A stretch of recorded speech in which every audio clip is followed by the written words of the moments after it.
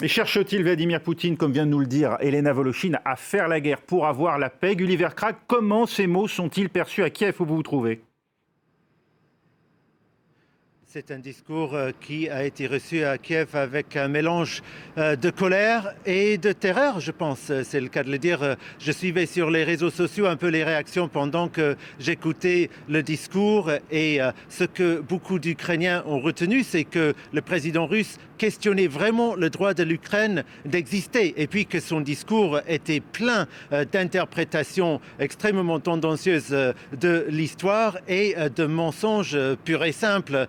Que ce soit le fait que l'Ukraine, il a dit que l'Ukraine était une colonie, il a dit que l'Ukraine n'avait pas accédé à la démocratie. C'est absolument faux, contrairement à la Russie où Vladimir Poutine se fait réélire dans des élections qui ne sont jamais reconnues par la communauté internationale comme libres et non faussées, où son opposant principal, Alexei Navalny, est en prison. L'Ukraine a connu 5 présidents depuis que Vladimir Poutine est au pouvoir en Russie. Les présidents perdent les élections. Ils quittent le pouvoir quand ils perdent les élections.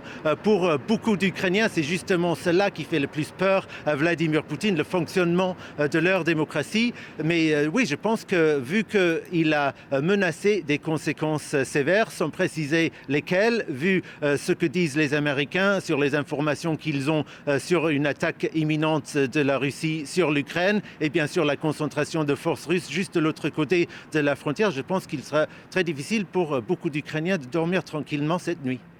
S'agissant du Donbass, qu'a prévu de faire l'armée ukrainienne dans les prochaines heures?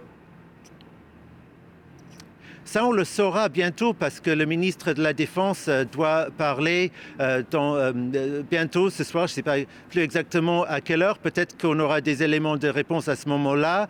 Jusqu'à présent, les Ukrainiens disaient qu'ils s'en tenaient aux accords de Minsk, le cessez-le-feu préconisé par les accords de Minsk et qu'ils répliquaient uniquement quand leurs soldats étaient en danger.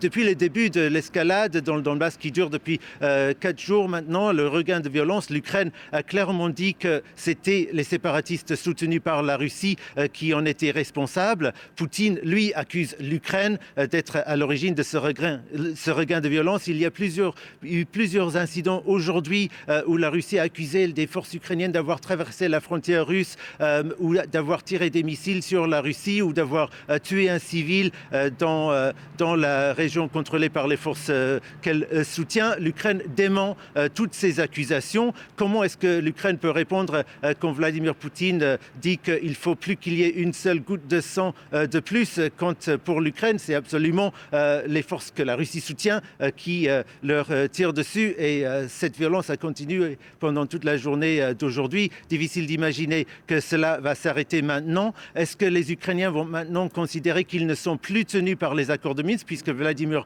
Poutine a dit lui-même maintenant que cet accord n'est plus valable?